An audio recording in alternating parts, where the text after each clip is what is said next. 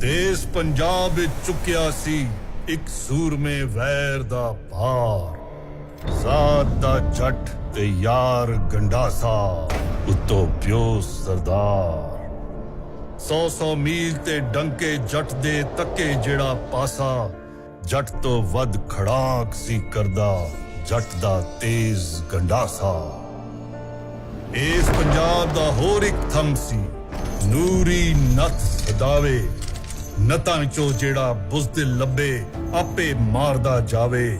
ਦੁਸ਼ਮਣ ਫੜ ਮਾਰੇ ਜਿਹੜੇ ਅੱਖ ਦੇ ਬਣ ਜਾਵਣ ਰੋੜੇ। ਨੂਰੀ ਨੱਥ ਦੀ ਦਹਿਸ਼ਤ ਵਗਦੇ ਦਰਿਆ ਪਿੱਛੇ ਮੋੜੇ।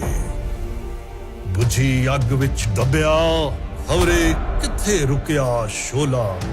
ਪੁੱਤਰ ਸੀ ਇੱਕ ਜੱਟ ਦਾ ਯਾਰੋ, ਨਾਂ ਸੀ ਜਿਸ ਦਾ ਮੌਲਾ।